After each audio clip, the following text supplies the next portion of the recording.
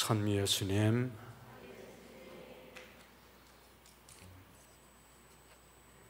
네, 오늘 이 5월 3일 수요일 미사를 봉헌하는데 바로 빌립보 사도와 야고보 사도의 축일을 지내는 축일로서의 날이죠. 저는 그 사도들 중에 가장 그래도 영적으로 깊이가 있고 그 뭐랄까 이 철학적인 당시에 이 그리스 문화 안에서 이 하느님의 의미, 나사렛 예수 그리스도의 이 세상에 하느님의 아들로서 오신 그분의 말씀을 가장 잘 이해하고 일치하고 있는 그러한 사도들이 가장 사도 요한, 예수님의 가장 사랑받던 제자라고 스스로 그렇게 느끼고 했던 그 사도 요한, 그리고 빌립보, 그리고 빌립보가 데리고 갔던 나타나엘이라고 있죠. 바르토로메아가 나타나엘하고 같은 인물이 아닌가 이렇게 보고 있습니다만, 그 세 분이 그래도 사도들 중에서는 가장 그 영적으로 깊은 그런 그 신심을 갖고 있었던 분이 아닌가 이렇게. 그래서 성령에 충만했던, 더욱더 오순절날 이후에는 성령에 충만하고 또 주님 증거를, 다 사도들이 주님 증거에서 순교하셨지만은 특별히 그런 분들 아닌가 이렇게 생각을 합니다. 오늘 빌립보 본명 혹시 가지신 분 축하드리고, 야고보는 소야고보죠. 이 대야고보는 제베도의 아들 야고보와 요한 둘이 있는데, 요한의 형이 야고보인데 일찍 순교합니다. 가장 먼저 사도들 중에 순교하시는 분인데, 이건 알페오의 아들 야고보죠. 그래서 다른 야고보입니다. 소야고보라고 이렇게 또 그전에는 그렇게 얘기를 했었는데, 오늘 복음은 고별사에 나오는 예수님의 말씀이죠. 여러분들에게 제가 예수님의 고별사, 최후 만찬 후에 마지막으로 제자들에게 간곡히 말씀을 해주신 유언의 말씀이라고 볼 수 있는 그러한 내용이죠. 요한복음 14장서부터 17장까지 최후 만찬 후에 고별사의 말씀입니다. 그 내용이 굉장히 의미가 깊어요. 그리고 그 내용은 바로 예수님께서 새로운 약속을 하는 거예요. 무엇에 대한 약속이? 성령에 대한 약속이죠. 그 성령은 어떠한 분이고, 그분께서 오시면 어떻게 여러분이 변화되고, 또 성령을 충만히 받기 위해서는 어떻게 해야 되는지 그것을 말씀해 주시고, 마지막 17장에는 직접 하느님께 기도하는 내용이죠. 아버지와 내가 하나인 것처럼 이 사람들도 모두 하나가 되게 해 주십시오. 아버지가 내 안에 머무르고 내가 아버지 안에 머무르는 것처럼 이 사람들도 우리 안에 머무르게 해 주십시오. 성령 안에 머물게 해 주십시오 하면서 기도하는 내용이 마지막에 이제 17장에 나오는 내용이죠. 오늘은 14장에 나오는 빌립보와의 대화가 나오는 부분이 오늘 나옵니다. 14장서부터 그 성령에 대한 약속의 말씀, 내가 가면 파라크리토 성령을 너에게 보내주시겠다. 성령께서 오시면 너희는 내 말을 모두 새롭게 되새기게 될 것이고, 내가 한 말이 무슨 뜻인지를 깨닫게 될 것이고 하면서 그 성령에 대한 약속의 말씀과 함께 성령에 대한 내용을 말씀하시는데, 그 약속의 말씀이 나오기 직전에 이 빌립보와의 대화가 나오는데, 이 대화를 통해서 그 약속의 말씀이 이제 진행이 되는데, 바로 오늘 빌립보 사도 축일이기 때문에 요한복음 14장에 빌립보와의 대화가 나오는 내용이 있습니다. 토마스하고 처음에 얘기하시다가 빌립보가 예수님께 주님, 저희가 아버지를 뵙게 해주십시오. 저에게는 그것으로 충분하겠습니다 하고 예수님께 말씀을 드리니까, 빌립보야, 내가 이토록 오랫동안 너희와 함께 지내는데도 너는 나를 모른다는 말이냐? 나를 본 사람은 곧 아버지를 뵌 것이다. 어찌하여 저희가 아버지를 뵙게 해주십시오 하느냐 하면서, 내가 아버지 안에 있고 아버지께서 내 안에 계신다는 것을 너는 믿지 않느냐 하면서 말씀하시는데, 이 말씀을 어려워요. 사실 어려워서 잘 알아듣지 못하는데 제가 조금 설명을 해드리겠어요. 여기 영어로는 여기 뵙게 해주십시오, 보게 해주십시오 하는 거 아니에요? 본다. 본다는 영어로 see라고 그러죠. see. come and see. come and see.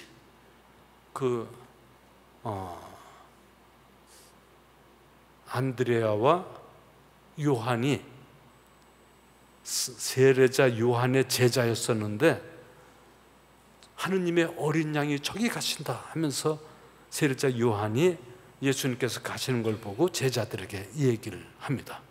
그래서 요한과 안드레아가, 그 두 명의 제자가 예수님을 쫓아가니까는 뭘 찾느냐 했더니, 랍비, 스승님, 당신이 머무는 데가 어디입니까? 하고 묻는 장면. 이게 1장, 그 요한복음 1장에 나오는 얘기죠. 네. 예수님께서 돌아서서 그들이 다른 곳을 보시고 무엇을 찾느냐 그러니까는 그들이 랍비, 어디에 묵고 계십니까? 하고 물어보니까는 예수님께서 와서 보아라, come and see, 이렇게 얘기합니다. 이게 의미 깊은 얘기예요. 그래서 그 쫓아가서 거기에 묵었다 하는 그런 얘기죠. 함께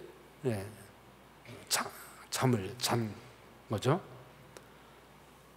본다는 것, 여러분들이 여기 온 것은 보기 위해서 왔어요.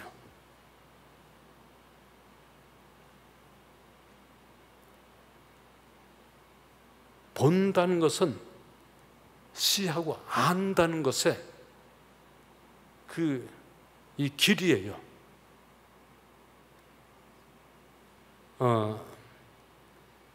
이어서 계속 말씀을 좀 드리면은,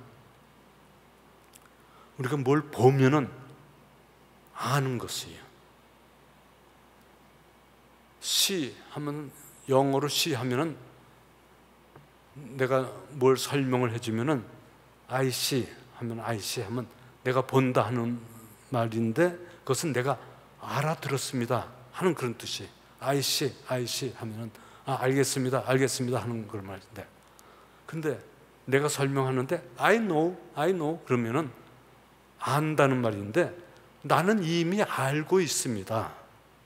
당신이 얘기 안 해도 나는 알고 있습니다 하는 안다는 얘기. 근데 본다는 것은 이제 봐서 이제야 알았습니다 하는 것이 I see 하는 거예요. 그래서 우리가 뭘 보면은 더 확실하게 알 수 있는 그런 것이죠. 여기 이어서 이제 필립보가, 예수님께서 필립보를 따라오느라 해서 필립보가 이제 또한 예수님의 이제 사도로 불림을 받는 장면이 나오죠. 이어서 빌립보가 예수님을 따라다 자기 친구 나타나엘을 찾아갑니다. 나타나엘을 찾아가서 얘기를 하죠. 여기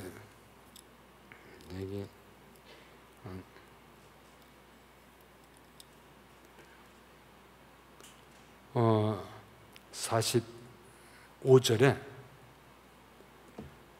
이 빌립보가 나타나엘을 만나 말했다. 우리는 모세가 율법에 기록하고 예언자들도 기록한 분을 만났어. 나자렛 출신으로 요셉의 아들 예수라는 분이시오. 하니까 나타나엘이 빌립보에게 나자렛에서 무슨 좋은 것이 나올 수 있겠소? 하니까 빌립보가 나타나엘에게 와서 보시오. 예수님께서 와서 보시오 했던 말과 똑같은 말이 Come and see. 와서 보시오. 그러니까는 이제 같이 예수님을 만나러 가죠. 예수님께서 나타나엘이 당신의 쪽으로 오는 것을 보시고 그에 대하여 말씀하시오. 보라, 저 사람이야말로 참으로 이스라엘 사람이다. 저 사람은 거짓이 없다. 그래서 나타나엘이 예수님께 저를 어떻게 아십니까? 그러니까 예수님께서 그에게 빌립보가 너를 부르기 전에 내가 무화과 나무 아래에 있는 것을 내가 보았다 하고 대답하니까 나타나엘이 예수님께 스승님은 하느님의 아드님이십니다 하고 신앙 고백을 합니다. 예수님께서 너가 무화과 나무 아래에 있는 것을 보았다. 그 보았다는 그 말에 예수님께서 그 보았다는 말에 보았으면은 언제 보았는지 모르지만은 이 빌립보가 나타나를 찾아가기 전에 벌써 내가 너를 보았다. 보았다는 것은 벌써 알고 있다는 얘기.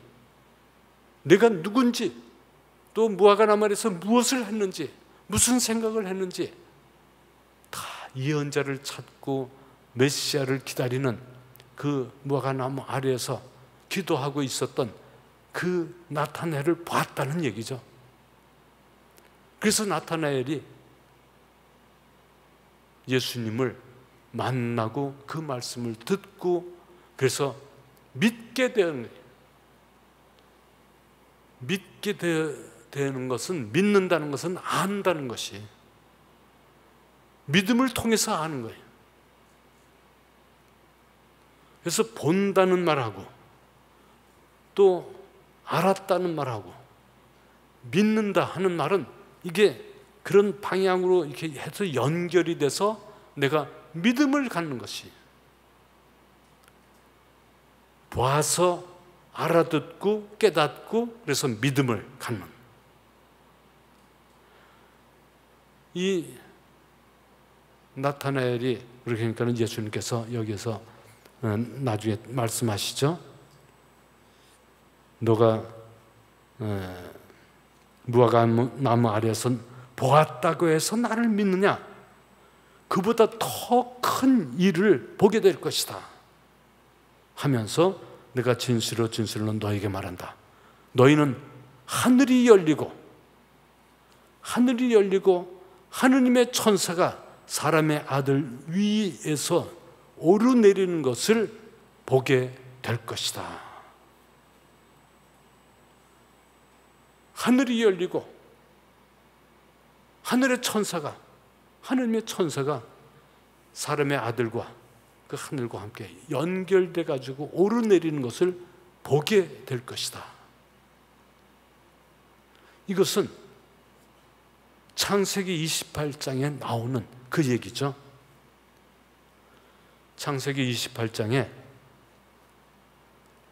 야곱의 이야기가 나와요. 야곱이 자기 형 에사우 대신 축복을 받아서 나중에 에사우를 피해서 도망가죠. 도망갈 때 어느 장소에 잠을 자는데 돌을 벅에 삼아서 돌을 베고 잠을 자는데 그때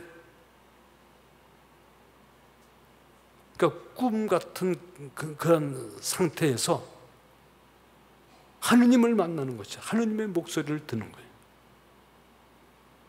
그러면서 너가 다시 여기로 올 것이다. 이 땅을 너에게 주겠다. 내 후손들이 여기에 살 것이다 하면서 축복의 말씀을 하죠. 여러분 다 아시는 얘기죠? 모르는 얘기? 창세기 28장에 이렇게 거기 찾아보면 그 야곱의 이야기가 나와요. 그래서 잠에서 깨어난 야곱이 아니 여기가 바로 하느님의 집이었구나. 내가 그것을 몰랐구나. 여기가 하느님의 하늘의 문이다 하면서 베텔이라는 바로 거기 베텔이라는 장소가 뭐죠? 바로 하늘의 문이라는 뜻의 베텔. 그래서 자기가 베고 있었던 그 돌을 세워서 놓고 그 위에 기름을 바르고 다시 여기로 돌아오겠다. 그러면서 약속을 하면서 하느님께 자기 모든 것을 봉헌하고 10분의 1을 봉헌하겠다는 이 말이 이제 나오는 그 장면 베텔의 이야기죠. 그래서 그 꿈에서 하느님께서 축복의 말씀을 하면서 천사들이 왔다 갔다 하면 그 하늘과 자기에게 이렇게 왔다 갔다 하는 그러한 꿈을 꿔요. 바로 그것이 베텔의 그 이야기죠. 야곱이 축복받는 이야기. 그래서 이 사람의 아들이 오르내리는 것을 나타나엘과 사도들에게 이야기하는 그 얘기. 바로 하느님의 그런 은총이 여기 내리는 거예요. 이곳이 바로 베텔이에요. 여기가 하늘의 문이 하느님의 영이 내리는 곳이 하느님께서 약속하신 땅이 이곳에 와서 하느님의 은총을 받고 여러 가지 치유를 이루고 마음의 평화를 얻고 하느님의 약속된 축복을 받는 베텔이 바로 이 자리다.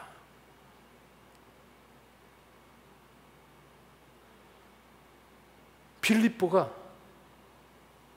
그러한 은총을 통해서 자기 친구인 나타나엘을 이렇게 데리고 와서 예수님의 이 말씀, 창세기 28장에 나오는 그 베텔의 의미를 예수님께서 말씀하시는 이 바로 예수님께서 예수님을 믿으면 바로 그 믿음이 하느님의 아들이심이 또 성령을 약속하신 그분을 믿은 그 믿음이 바로 하늘의 문이에요. 성령께서 오셔서 우리를 하느님의 아들로서 불러주시고 하느님의 사랑을 깨닫게 해주시고 그래서 그 하느님의 사랑을 깨닫고 보기 위해서 여기 여러분들이 오신 거예요. 그것을 보시면은 모두 믿음을 갖고 깨달음을 얻고 성령과 함께 살아가고 하는 참된 신앙이 무엇인지를 깨닫고 야곱이 마침내 이곳이 바로 하느님의 성전이요 하늘의 문이었구나 하고 깨달음을 얻은 것처럼 우리도 여기서 기도하고 여기서 꿈을 꾸면서 주님의 은총에 체험하면서 여러분도 바로 이것이 하늘의 문이요 하느님 통하는 하늘나라를 통하고 하느님의 천사가 내려와서 나에게 약속된 축복을 연결시켜주는 그러한 체험을 얻는 장소임을 우리도 깨닫고 여기서 하느님의 감사 찬미를 드리면서 우리의 삶이 온통 축복의 삶으로서 이렇게 이루어질 수 있도록 기도하면서 오늘 미사를 봉헌하도록 합시다. 아멘.